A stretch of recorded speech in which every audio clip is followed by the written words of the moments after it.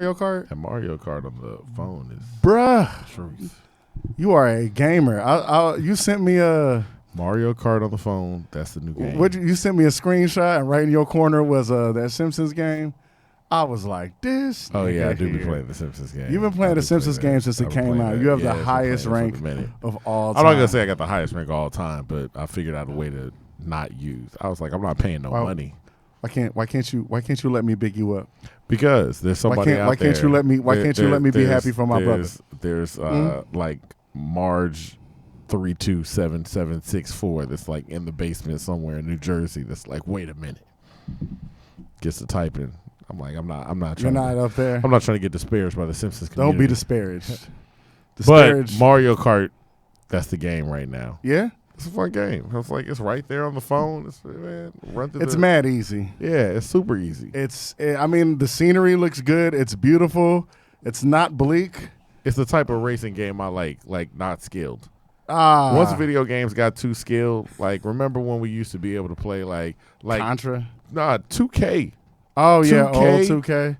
Old 2K when it first got good. Not even you could, like see the breath. And you're like, oh wow, look. Yeah, and they look like squares. Playing football. What? Yeah. Like the football looked clear, the basketball. Then man, I tried to play with a kid the other day, and it's like it was calling play. I was like, hey, I'm out.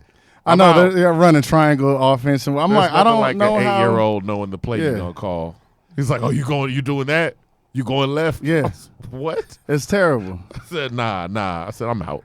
Perry's son did that to me. He was like 7, and he was no scoping me on Call of Duty, and I was sincerely mad. And I'm like, I want to curse your son out, but you're sitting right there. Because if you weren't there, I'd have been like, yo, nigga, like and I know he's watching too. A little, but kid I love you. Killing you with a pistol from my No. It was a sniper rifle. Oh, okay. He was no scoping. But he just didn't use the scope. It was terrible. And then what happens? It's disrespectful. You know what happens? Your screen fades to black and ugly as ever stay using down to my socks. I'm adulting again. I got on loafers, bitch. Ha ha! Yeah, I am Carlton Banks. Carlton with a KBA and Triple X. Carlton, it's somewhere. Who knows where it's at? Carlton with a KBA and Triple X, also known as Avery, like a very nice guy. Ding! The ding you add in post. They never add it. I ask, but who knows? I'm post. I know you're post. Oh, okay. Why can't nigga? I am post. Well, let me get my jokes off. Okay. There goes my brother right there, the best writer I know. He's gonna downplay what I say about him. No. It's a good week. Yeah, it's your boy Ricky Rose. Ricky Rose started. Wait. I'm sorry. Somebody from Ricky Rose's camp. Whoever had Ricky Rose's phone liked my article. Sure did. I'm with you. I'm with you, Ross. Hey. You look like a Rick Ross stunt double anyway. But that might have been why he did it. He was like, did I do this article? Did I write an article? I wrote an article on myself. Oh my God. Double tap that. That's Just Devon. I mean, we didn't. Yeah, it's Just Devon. Oh yeah, there he is over there. Just Devon. That's him. Hello. He is I, and he is him, and he is him. Okay, yeah, I looked at that in the corner. Also, we got a special guest with us here today. All right, an animator, a man that shapes the culture. Oblivious Jones. OJ. Not that OJ. Not the real OJ. Say. Don't say What's the real brother? OJ. How you doing, man? How you doing today, man? Blessed. How was your day been today? Wonderful. I mean, newborn, no sleep. That's really? Right. That's sure right. do. Been doing a lot of running. That's good. That's good. So how many does this make for you? 2. 2? Congratulations. Appreciate you double it, blessed, man. Yeah, always. Trying to be like you one day. Trying to be like you. It's coming. And we're talking about this is newborn. Your daughter was born when? Like 2 Fridays ago. 2 Fridays ago, yeah. I Man, saw the Instagram post. You was headed to the hospital. I was like, oh, okay. In there. You gonna animate that? Mm-mm. I'm not. Not at all. I might. Might need to. I mean, that's part of the life. It's part of the life. So explain to people, what do you do? Who are you? Man, Oblivious Jones, entrepreneur, artist, Man, community guy. Where's the name Oblivious Jones come from? I've heard you speak on it before, but for our podcast listeners, let's find out. Oblivious Jones. My brother who's incarcerated right now, he used to rap with a guy they had like the whole Jones thing going on. My brother's name is Skylar Jones. Okay. I was in school in Oklahoma. I had just started rapping, kinda like taking it serious. I was like, man, I need a rap name. I had just watched, I think it's Soul Brothers or something like that with Samuel Jackson and Bernie Mac. Yeah. And I used to call myself Lester the Court Jester from the Oh, dude. snap. Yeah. So that was my Facebook name at the time before Instagram. Yeah. So I was just like, man, I need a rap name. I was in class. My teacher was like, man, there's no such thing as a silly answer or a silly question. Not to know, I don't know is one of the most intelligent answers there is. So okay. So I went back to my room after that, grabbed the thesaurus, was looking through it. Saw Oblivious. Put Oblivious with Jones, and I was always told like you kind of want to have a name that will stand out or set you apart from everybody else. So Yeah. Oblivious Jones. It's That's not 100. not a lot of people out here named that. So Not at all. when people hear me or like see me, it's more so like, man, I heard of that name. I heard of you before. I heard your stuff. So it's always really like, okay. So when people say it, I believe it. I understand. Yeah. Okay. Now you're from Mo City. Yes, sir. Now what took you to Oklahoma? Man, football. Just trying to get out of the situation that I was in the neighborhood, you know. Now what was that? Okay, let's go back. What was that situation you were in the neighborhood? No, not really like situation, just growing up, you know, Yeah. just lower class living. I never really was like into the school thing. My mom was Okay. a lot. She just wanted me to, you know, try to pursue it. So sports is what did it for me. Sports is what, I mean, I was into trouble, but never like into too much trouble. Because I always, you know, I was always in sports, enrolled in sports and stuff, after school programs and stuff like that. Oh, okay. And then the sports is what got you to Oklahoma. What school? Sports really took me to Cincinnati, to a prep school after I graduated in 09. Oh, okay. But the prep school was a scam. Wait. How was the prep school a scam? Man, the dude, I'm not gonna say his name. The dude came down. He talked to all our parents. It was an all boys school. It was supposed to be like a football school. Yeah. So yeah. it wasn't a JUCO, but they wouldn't take our credits away. So it was kind of like your red shirt year. So it was like a gang of us. We went to Cincinnati, Ohio, stayed from like June all the way until right before Thanksgiving. So fresh out of high school, by ourselves, like just living. What were y'all doing? Man, so everything started off right. Like we was staying in a hotel. Was doing 2-a-days, 3-a-days, stuff like that, like regular football stuff. And then like shit hit the fan. Like the people at the hotel kicked us out. So the money stopped flowing. Yeah, money stopped. So they kicked us out. We moved from Springsdale to Silverton, Cincinnati, which is like a 45-minute drive. We stayed in this like mansion. I was on the phone with my manager before I got here talking about how I want to buy it, but it's like a 3-story, like spooky place. And we would all stay there. He rented beds from Rent-A-Center. Eventually they came and took those as well. Oh, damn. Wow. But I mean, we were playing, like saying like we're 18. So we were playing football and we were staying in this like castle. He would feed us. And I remember one weekend, like he left me and my manager, he left us in charge.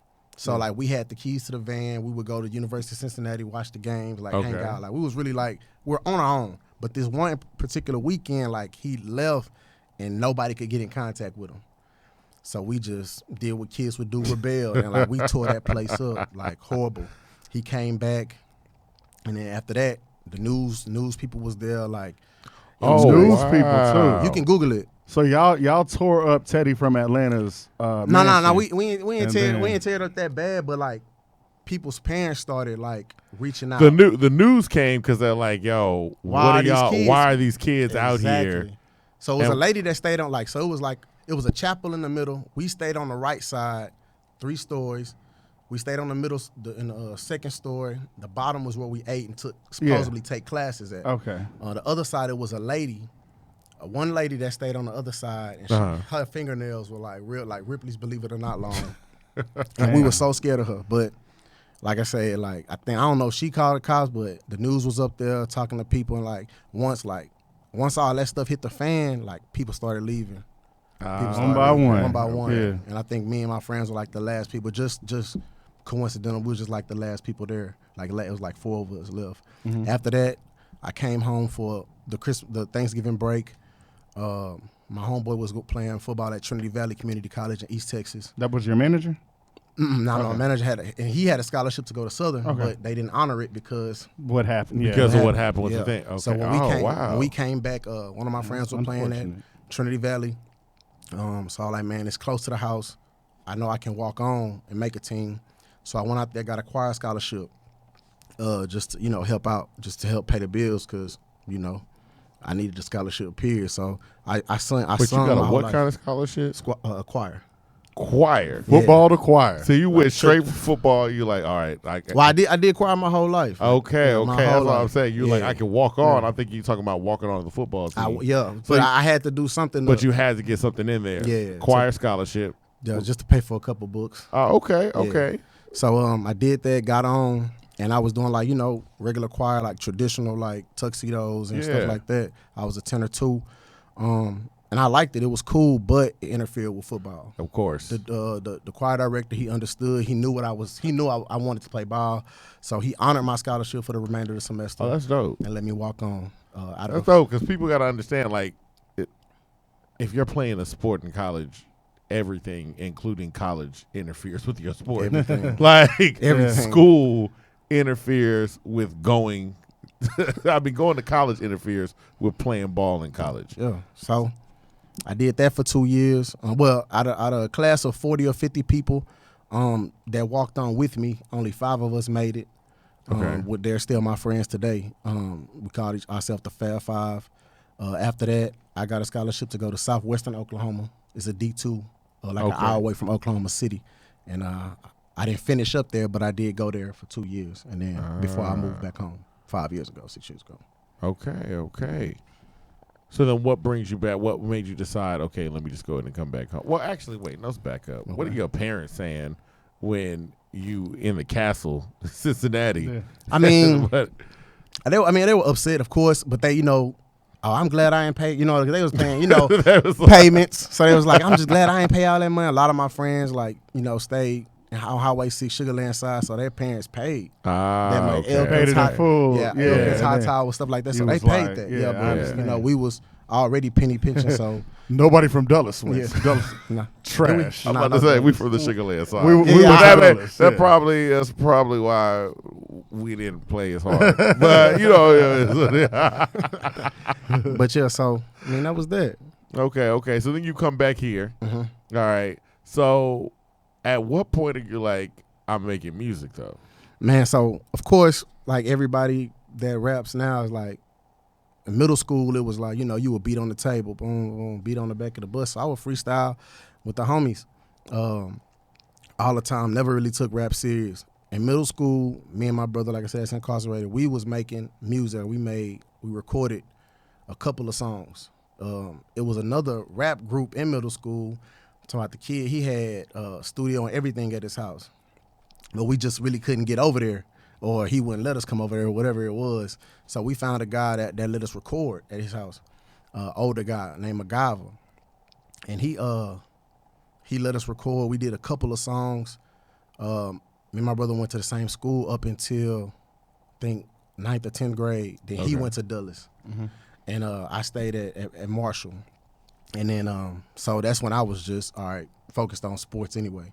So I just took all that, ran. Y'all wound up going to 2 different schools? Mm-hmm. Okay. Not my real brother, I just. Yeah. But I'm saying, so he's a Dulles, you're a Marshall. Yeah. All right. He moved to Stafford from where we grew up at in Brogate. He moved from Brogate to Stafford. Okay.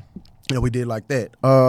When I got to college, I actually did my first mixtape with one of my teammates, because I'm still freestyling for the homies up there. They, you dope, you need to.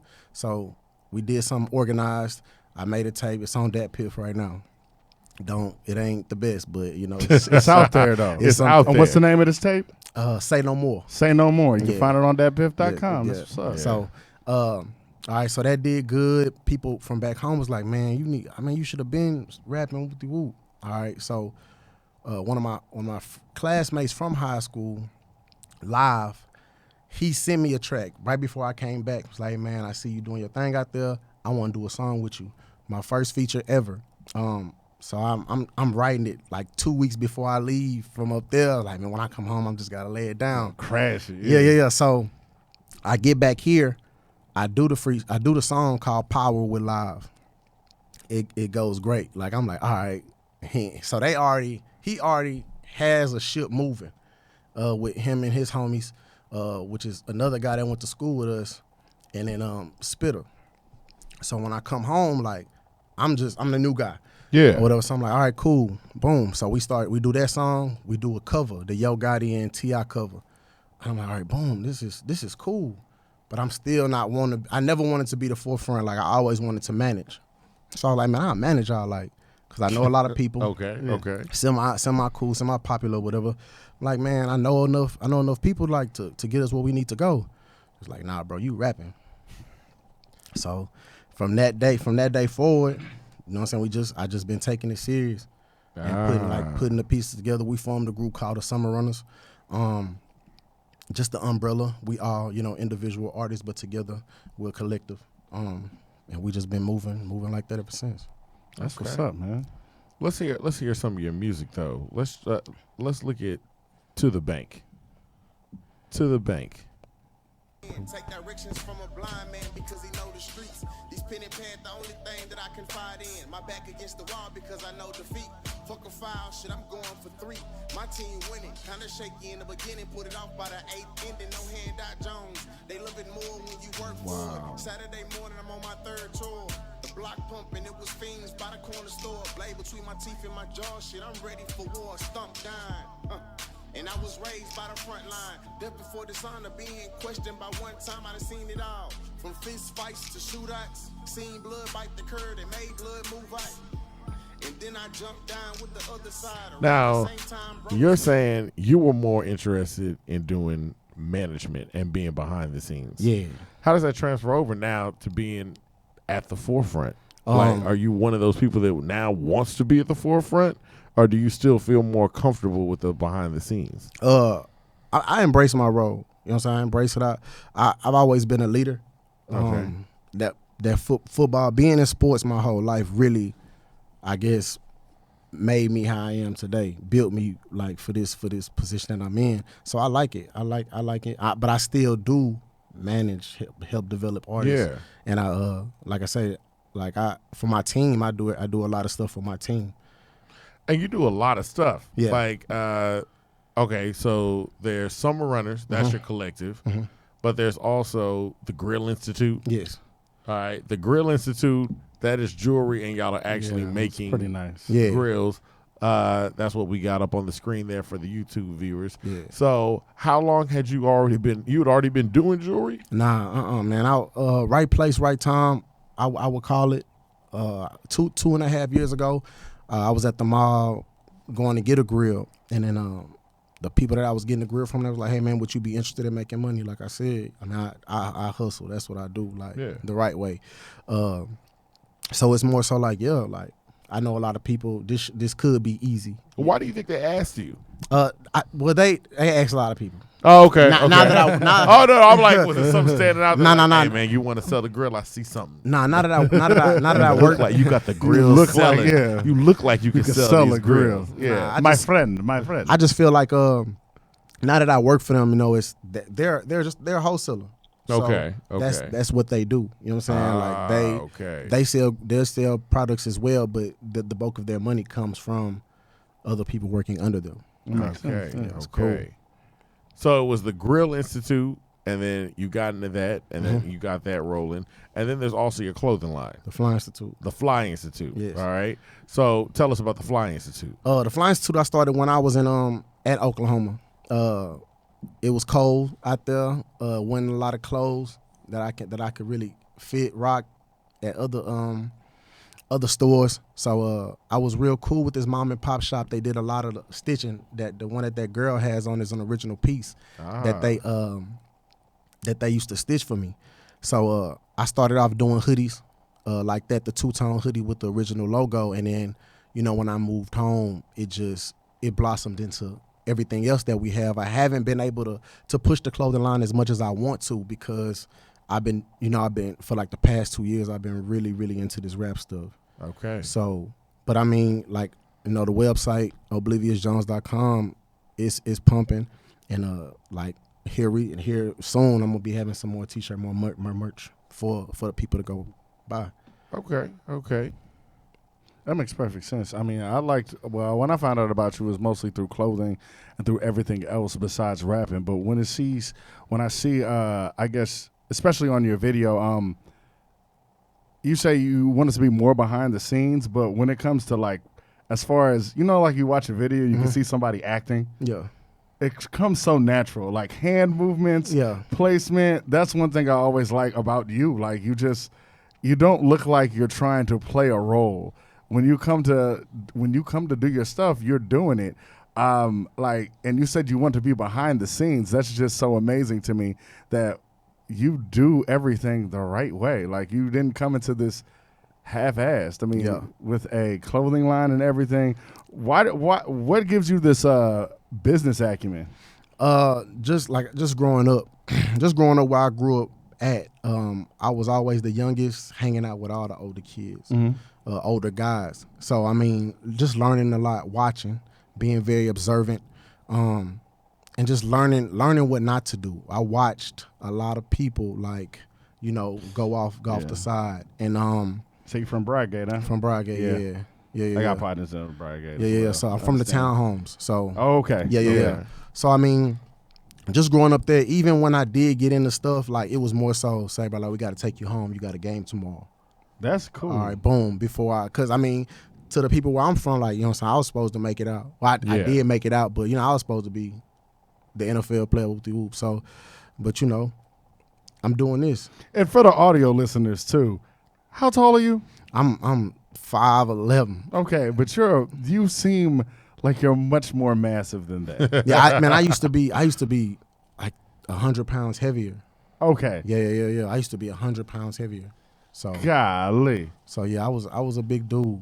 Yeah. Because I mean, still your presence when you came in, like, hey, what's happening? I was like, if he punches me one time, it's gonna really hurt. Yeah, we don't need all that. But as far as like the clothing line, everything else that I do, like I plant a lot of seeds. Yeah. You know what I'm saying? So like people ask me now, it's just like I'm just waiting for the harvest, and I feel like once one pops, then everything else. Like once the rap pops, then people I'm like, oh, he does jewelry too. Yeah. He's a face I can trust. Oh, he does t-shirts as well. Boom, I'm a one-stop shop. I'm ready to go. That's good. I'm ready to go. Now you say when we're going back, looking back, you said now your team is like, look, you can't be behind the scenes. You're gonna rap, all right? For sure. So what's your plan then? What's happening next? Like what you start to put together? When do you actually start dropping and releasing like your first tape? Man, my first tape I put out. This Black Sheep is Gonna Eat. Yeah. That's what, 2017? Yes. Okay. So that was my first tape. Like I tell you, you got your whole life to make your first tape. All right, cool. No problem, no pressure. So I mean, I moved back home, I think 2013, 14. We the goal was to build a brand as a collective. So we pushed Summer Runners for like a couple summers straight. We was dropping covers. All of that stuff is on SoundCloud. We would drop cover killers, and we had something called Going for Gold. Like I said, we was a group of 4. Mm-hmm. Live, Guap, Rose Gold, Live, Rose Gold, Spitter, and myself. Friend of the show, Sir Spitter. Yeah. So we would just drop, and at that time it was like, all right, well, buzz is starting to grow. Like, you're looking at followers and stuff like that, and who people are gravitating to more and more. And I just felt like it was time. It was just trying to take off. So I just started working on my own solo work. Everybody started working on solo work. Yeah. And we lost 2 members. We lost Spitter. We had a female member as well named Lolo. We lost her as well. And like we just kept going. Now this is just a decision like this, like, oh, okay, I want to go on my own, or yeah. Okay. Yeah. I mean, things wasn't working. Yeah. Like, but I mean, like, but you see now, like, how things have progressed once you know, if you in something for so long and things aren't going your way, maybe you do need to break off. Yeah, he's- because I mean, people he's- can start to feel stagnant. Yeah. So I mean, like things are working for him. No, he's doing his thing. Yeah, absolutely. So I hear. Absolutely. Yeah, that's good. I mean, both y'all doing your thing. Yeah, for sure. Now, in terms of are you still doing things with the Summer Runners? Now, Yeah.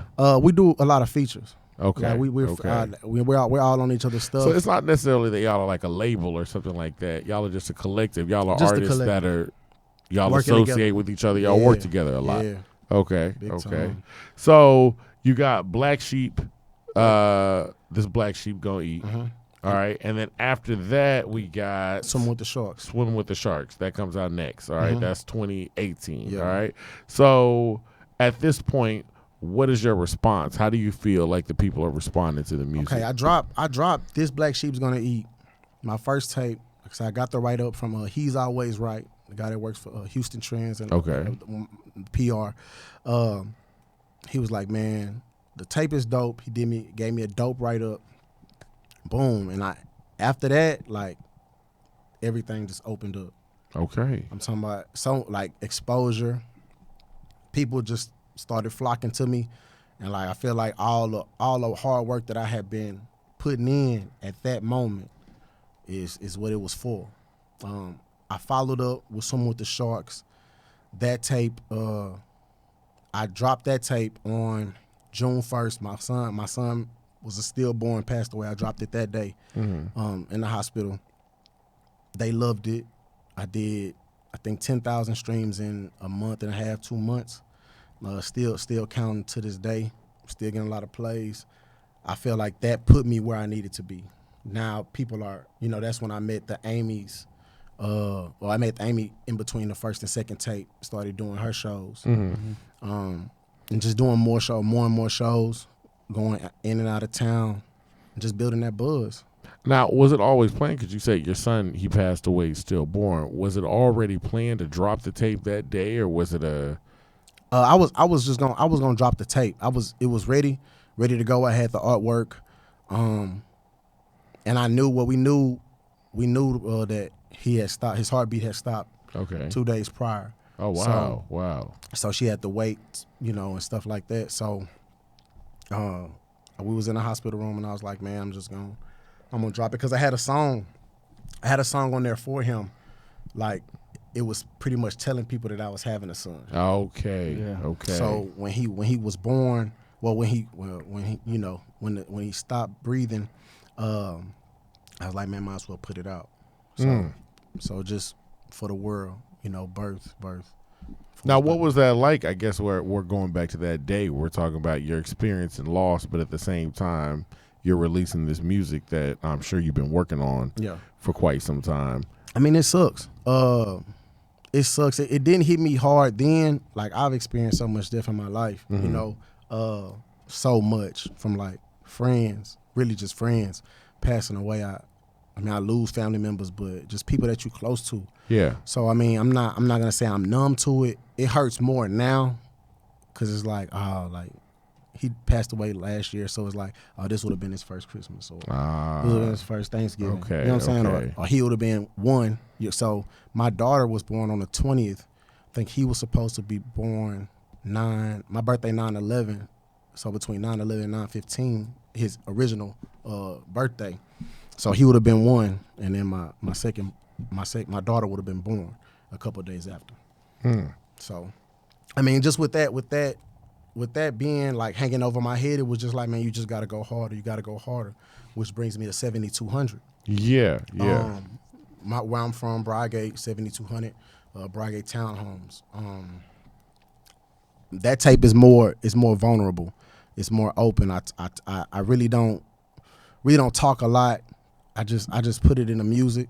So like at a time, my lady was just like, "Are you okay? Are you fine?" I'm just like, "Yeah, I'm straight." Like I'm dealing with it, how I deal with it. But the tape, I talk about, just losing him and how mad I am at God. Like just like, how could you? You know what I'm saying?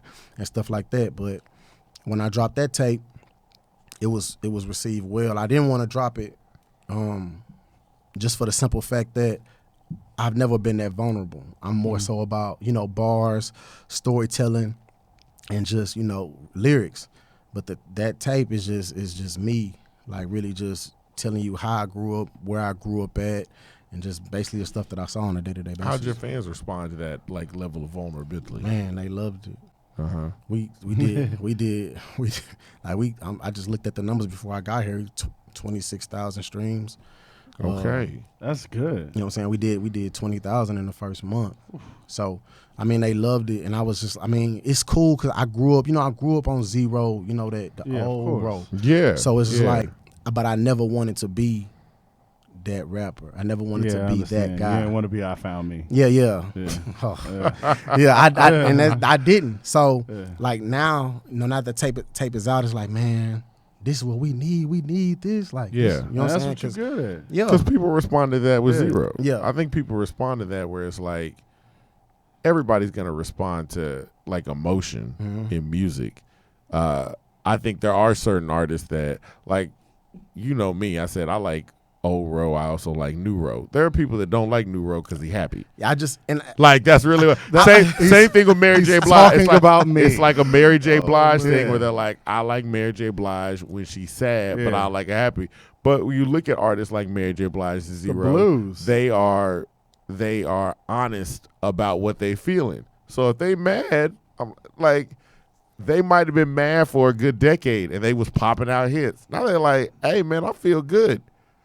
Time to make now it's time for a dancery. Yeah. That kind of thing. And it's just like, some fans might be like, summertime in the city. Yeah. Exactly. Yeah. But they're like, I go to you when I'm feeling down. I want another like Jesus. I want a Fondren in Maine. Yeah. Can you keep these going? But I'm like, especially my favorite. I like it. I be jamming, man. I be like, all right. So I didn't want to be that. So it's just like that's what I'm battling with. I got another tape. It's ready. It's in the holster, ready to come out. Waiting on the artwork right now. What would you say is what's it gonna be called? Deep Blue Sea. And what would you say is the emotion? What's the animal references? What's going on? We got the wolf. Yeah. We got the sharks. Now we got Deep Blue Sea. And you also have a shirt. And you right got now. the shark. Yeah. Yes. The Black sharks. Shark. Yep. So Black Shark Show. Let's go with what is the importance of animals out here like that? I just feel like it's, for me, growing up, like it's either hunt or be hunted. You know what I'm saying? Either you're gonna be either or. You know what I'm saying? Like growing up. I also will say this though. You have a lot of animal references, and they are very much like the cliche hunter be hunted, killer be killed, or whatever. But yours is different in that there's also an element of like the shirt you're wearing now. Mm-hmm. It's a cartoon. You're still saying killer be killed, but it's like it's a cartoon. Even the album with the wolf, it's a cartoon wolf. Looks like there's this element of yes, there is that hunter be hunted, but there's also some elements of playfulness in it. Like it's not. So I mean, even with the this black sheep gonna eat, it was a sheep. It was a sheep head, like a wolf with a sheep's head on top of it. Yeah, that's what it was. Just like the old stories that we used to watch. It was like the wolf trying to get close to the sheep and trying to take them down. So, I mean, I just like I say, growing up where I grew up, like we was just taught how to survive. You just had to survive. That's where that killer be killed instinct come in at, or you got to do what you have to do to get where you got to go. And the swim with the sharks, that's me growing up pretty much. I've been swimming with the sharks my whole life. You know what I'm saying? I've seen a lot of things that I probably shouldn't have seen, and which is why, and like I said in one of my tapes, I was just talking about that PTSD is getting harder to cope with because it's like, okay, now that I've identified with what the problem is, I've seen so many deaths growing up that it's really starting to mess with me. You know what I'm saying? So I just, you write about it. I know you write about it, but have you sought any help? Nah, I haven't. Not at all? Not at all. Why not? I just haven't. Yeah. I just haven't. Not saying that, well, like I said, at that time, like I said, I had just lost my son. And I think a couple of friends had passed away right after that. Like I said, we dealing with death like every day. You know now, does your girl feel like you talk now more, or is it still I get everything out in my music? I still don't talk about it like him. I don't talk about Jason a lot. Like I said, I just put it in the music.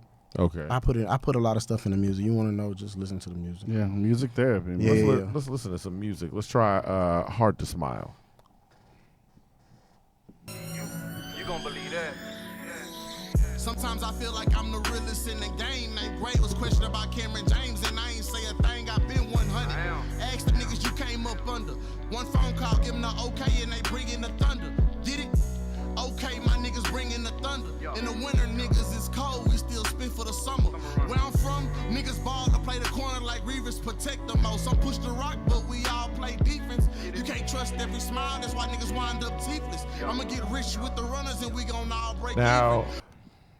you could say like all the stuff that's happened in your life is definitely affecting you, and you're pushing that out in your music. The birth of your daughter. Now you have a kid. How is that an effect on your music?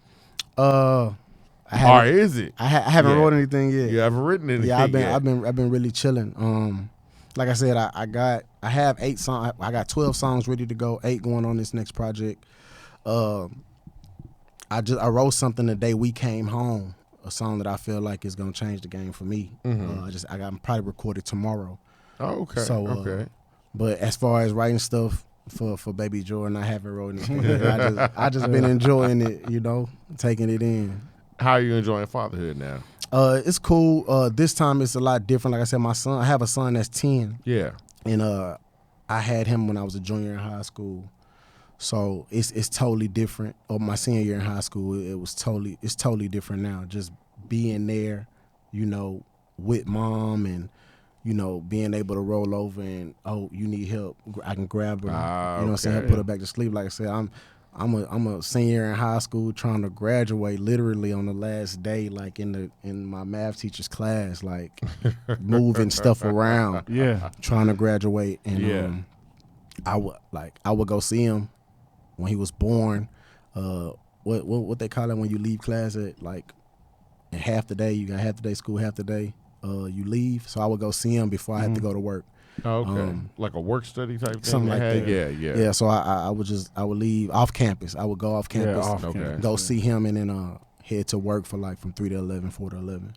Okay. Type deal. But I mean, he's straight. He good. Yeah, he in the 5th grade now. So that's good. He good, man. So he was playing football, had a job, going to school, you have a lot on your plate. So Always. I saw an interview also that said you was managing a strip club. I do manage a strip club. So you still do, so you're right, managing a strip. You're doing a lot. Right now, and I hold showcases on Saturdays for artists. Up and coming artists. When do you sleep? I don't.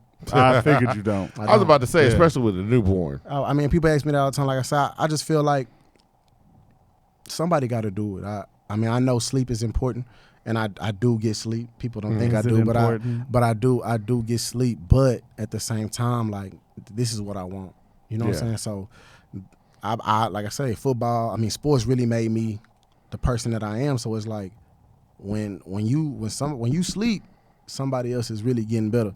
So I mean, I try to stay up as much as I can. Even if it's not really doing rap, it's doing something pertaining to it or something working on one of my businesses. Now you talk about artist showcase too. Like when do you have artist showcase? Where is this going on? I mean, I typically put on my own shows, Okay. like all of my own shows. Yeah. I sell out my own shows. Like I said, the media block, I've done that venue. I sold that out 160 people strong. You know what I'm saying? Like wall to wall. I go to Dallas, have stuff there. But I just use the club right now. You know, stuff is slow.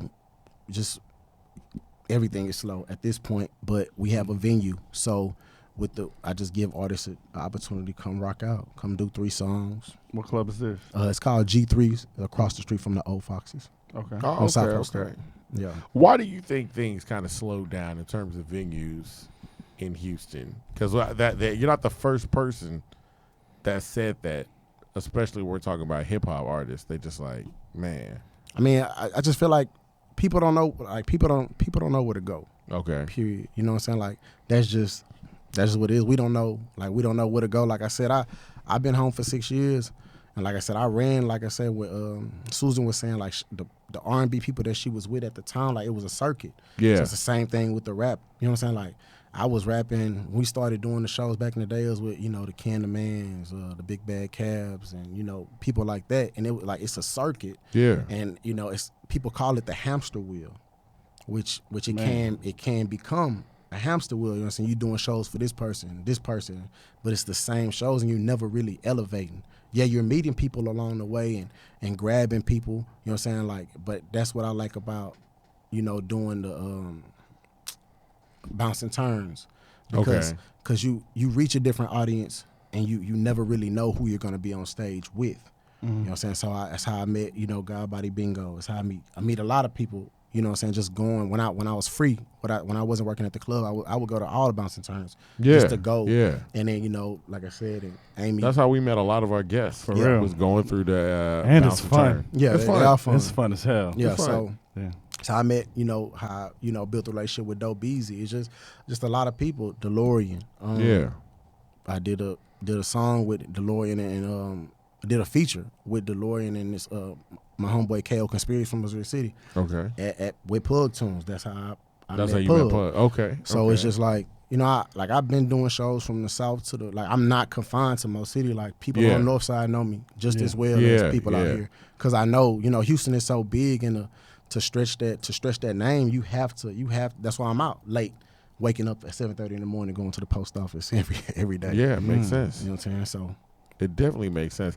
What's decided to, or what made you decide to stay in Houston instead of like branching out maybe to another city? Like I said, with social media being as important or powerful as it is right now, I've been to Cincinnati. I stayed in Cincinnati. I stayed in East Texas, close to Dallas, Tyler, and I moved to Oklahoma for a couple of years. So I just feel like, my followers, that's where they came from. You know what I'm saying? Like 8,000 followers, all me. Just really, if I do a show, you have Instagram. Like as I'm performing, I'm watching people like vibe. So I don't necessarily have to move. Wherever I go, I'm gonna leave with at least 30 followers. Okay. You know what I'm saying? Okay. So, and then I tell people all the time, it's starting over. You got to start over. Like I've been doing this for 6 years, and I'm where I am right now. I feel like if you don't have a big enough buzz to where you already have fans wherever you trying to go, you starting over. My friend moved from my homie EJ moved from. He graduated from Sam. He just moved to Atlanta, and he's now breaking into their circuit. He's been out there for like a year and a half, but he's seeing how it goes. Because you still got to do the same thing out there. Still have to that do you the would same have thing. done. Start over, yeah. But you starting over because like you don't know anything. Like at least out here, I know I can go to the Enclave on Wednesday and pay or whatever to do 3 songs. Yeah. You know what I'm saying? So out there, it's just like you really walking around with your head cut off, and you really like going backwards. A lot of artists really hustle backwards too, even when they do get on. What do you mean by hustle backwards? I feel like me per se, like I say, I book the venue, I talk to build relationships with the artist, book the venue, sell my own tickets. You know what I'm saying? Then I get everything that comes in. You sure do. Most artists, a lot of artists in Houston, they care so much, they just want the bag. You know what I'm saying? As far as they got the followers, they have enough followers to fill up a venue by themselves, but they'll rather just take that $1,000, $1,500 that they giving to you on Friday night at a place. So let the promoter sell the show as opposed to you selling the show. because it's just like, so a lot of people, they have the buzz, they have the numbers, but can you really bring out people? Yeah. You know what that's I'm a big saying? part of it. Yeah, that's the big part about That's it. the thing. So a lot of people, y'all popping, y'all doing y'all thing, but like I know for a fact I can bring out 200 people easy, 200 to 450 easy. Yeah. If I just had makes if I had the venue. Because that's where it comes down to. Because you'll get a lot of people that, I mean, it's very easy to get people. I'm not gonna say it's easy. It's easier to get people to click something on their phone than it is to make them get up and leave their house. I feel like that's hard too, cause my Instagram don't even translate to my YouTube. Really? At all. Okay. At all. I don't know if it's with the algorithm or keywords or what with YouTube, but I post the Hard to Smile clip will get 1,500 views on Instagram, and you'll go to it, it'll be like 100 views. Ah, okay. Like, dang. Yeah, I understand. So I mean, as far as video, that's why I don't have that much content out. You know what I'm saying? Axel, he shot all the videos that I have him, Sucker Free Films, but mostly Axel, and it's just like I'd rather put that money into, you know, marketing and promotion for a tape. I don't really drop a lot of singles. I drop bodies of work because they stream better. Like, people receive them better. So I noticed too that you pay a lot more, not a lot more necessarily, but you're paying attention to a lot of numbers. How are you gauging your success then? I gauge my success from just going out. Okay. Going out. Like I said, I'm mostly working all the time. So whenever I do pop out, is, oh, what's up, bro? Hey, 7,200. You know what I'm saying? Like, Yeah, you feel. yeah. For me, I feel the love when I go out. You know what I'm saying? I don't go out much, but when I do, it's more so, all right, boom. But that's all I have to go by. Now you also, but I'm saying you're also very cognizant of your streaming numbers because you named a lot of the numbers as you're coming out. Yeah. Like, so you have goals and things like that you're trying to hit in terms of streaming. What are your feelings on that? Because we've had artists that come up here and they got a wide array of feelings on streaming. Yeah. So what are some of your thoughts on streaming? I wish artists would get paid more for it. Mm-hmm. For sure, man, because we're getting like pennies on a dollar for it. Absolutely. Especially independent artists, like, that's not even like really verified. You know what I'm saying? Like the Young Dolphins, they're getting way more money than we are, like a couple of cents more. People just, I mean, it is what it is. Like I said, I just wish we would get paid more. Mm-hmm. I think it's like, what, 1,500 listens is a play, and 1,000 something is, you know, for singles it's 1,000, and then for the whole tape it's 1,500 makes a play. And I'm just like, that's a lot. That is a lot. You know what I'm saying? Yeah. It's a lot. That's a whole lot. So I mean, I wish they would bring the numbers down to help out. You know what I'm saying? Like, but for like I say, for me, Or bring the amounts up. yeah. Yeah. The numbers are cool. I mean, it's not all about the numbers, but I mean, it's good to know. Like I say, like a dude told me, I was watching a live and a guy asked him, my friend Ashton Travis, they asked him, what information can you give to an up and coming artist? And he was just like, he told him something real cliche, and he was like, you know what? No, that's not it. He was like, whatever success is to you, you know what I'm saying? Like, that needs to be like your goal. So I That's mean, 100, man. yeah. So I feel like, even like when we talk about the numbers right now, I just feel like, yeah, you know, I'm a local artist, but I feel like I'm successful. Exactly. So, Yeah. and you said, that's why I was asking you, like, how are you gauging your success? Yeah. And your success is the response to actual people when you out. Yeah. And Like, that's what you're looking just the for. love that I get when I'm out. And like I say, I've sold out shows, multiple shows. Yeah. My numbers are, I'm doing straight. You know what I'm saying? And then, like I said, like, my team is good. Like, Okay. and I'm taking a break right now to try to get them ready. You know what I'm saying? Like, we helping them. Boom, boom, boom. Like, we finna start punching them out. So what more can we expect from y'all and like the summer runners? Just more music. Like I said, my tape is dropping sometime in October this month. It's supposed to drop Okay. last month, but I'm dropping it this month. And then we gonna go. Usually when we start dropping, we all lined up month after month after month. So I'm Okay. dropping in October. Okay. Rose Gold is dropping in November. Empress Ari is dropping in December. Live is dropping in January. Nick Day, the R&B singer, he's dropping in February. And you know, I'll be ready by second quarter next year to drop something else. Damn, that's good. So you got a impeccable turnaround time. Yeah. Plus, I mean, it's going to keep your name out there with your marketing structure and having your team come out month by month by month. So yeah, and I don't, like I say, like, it's just, like I said, it's just marketing. I'm not gonna be physically dropping music, but I can guarantee I'm gonna be on every. Yeah, one you're of going those to be on tapes. all their Yeah. tapes. So it's like, I'm still gonna be working. I'm still gonna be working circuits. I may not be dropping videos, but they will. You Be still in gonna them see my videos. face. I'm like, We y'all still are gonna be smart doing for that. shows. So it's just like, just keeping everything relevant, keeping everybody relevant. You know what I'm saying? They're on my tapes. I'm on their tapes. And then the people that I work with, I'm working with God Body Bingo. I'm working with Mike Chick, and I'm working with Millie Books and FMG Lace. So it's just like, I'm out there with them, So I'm gonna be around, even when I'm not around. I'm gonna be around. Those some big names. The FMG family is kind of growing. It's my guy. Yeah. Yeah, he on my first track, on my next tape. Him, Millie Books, Rose Gold, T Pressure, myself. Now, in the future, now when we're looking at new albums that are coming out, are you looking at going more the vulnerable route? Are we doing New Zero? I don't want to say New Zero, Old Zero, because that puts a stigma on it. No, I'm saying because people got their own feelings about it. I like New Zero, but somebody else might not like New Zero. Yeah, that kind of thing. But are you thinking more vulnerability? Or are you thinking more not being as vulnerable?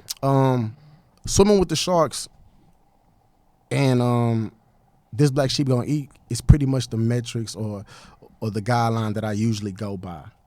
So where I would drop a couple of freestyles, a couple of real songs, 2 songs for the ladies, and then the rest Old Zero. Okay. You know what I'm saying? So that's the guideline that I go by. So no matter how many tracks it is, that's what it's gonna be. This new tape is gonna be just like that. I think it's only 8 songs on it. 2 songs. It's like something with a lot of features on it. Some freestyle-ish, real, in and out-ish. Something vulnerable. And then Old Zero. That makes sense. You know what I'm saying? So you that's got a good, compilation. But everything you do. But this is a 7200 Part 2, Untold Stories. I've been talking to Pug Tunes about having him produce it. Okay. So that one is gonna be probably 8 songs full of Old Zero. Okay. Yeah, that's what's up. Pug Tunes like a face-to-face sit down. Yeah. That's what he told me. He was like, "Yeah, man, just pull up. We can vibe out and listen to something." He is definitely not a Yeah. Shoot me an email. No. Yeah, I'm not that type of guy. Talk on the phone. Yeah. That's what I'm saying. But I mean, he's definitely. But I mean, it shows in the music too. Yeah. I like to it shows in the music that they create. Like when he sits down with the artist, he pulls a lot out of the artist. Like it's a thing. Like you can tell the albums that he creates, these are 50-50 ventures. Like so I'm really excited about that. That's like I said, I'm working with a friend of the family, Young Prolific Beats. He's over there with 1501. I have an EP coming out with him. Mm-hmm. Well, I'm working on an EP with him, and then at Pug Tunes, that's probably gonna be my next 2 after this one that I dropped. Nah, that's good, man. Yeah, so, and like I said, more shows. I'm trying to put together a show in November. And you will. Yeah, I will. For sure. That's what's good, man. For sure. So that's what the future holds for you, Oblivious Jones. Where Yes, can we sir. find you at? Man, at Oblivious_Jones, man, on all social media platforms. If you got a Facebook, Oblivious Jones, YouTube, Oblivious Jones, everything Oblivious Jones. If you can't, just Google me. 'Cause I'm like the first 4 pages. Yeah, and that then, of makes course, sense. there's your website. ObliviousJones.com. Please go tap into that. Yeah. Well, there we go. We It put is. that up on the screen Appreciate for our that. YouTube viewers. Oblivious Who is Jones. Grilled Oblivious. All right. And we know who Oblivious is. That was the answer to the question. Yes. As this whole podcast was. Once again, this is, in my humble opinion, I'm Carlton Banks, Carlton with a KB and Triple X. We also have Just Devon over there. Is anything else from you, brother? No, man. All right. I mean, that's a good interview, man. I Okay, and appreciate once you coming again, out, man. Oblivious Jones. All right, so this is In My Humble Opinion, where the opinions are humbled and the words aren't jumbled. I want to thank you guys for coming out tonight. Ding. I love this podcast. Thank you, guys, man. Ding.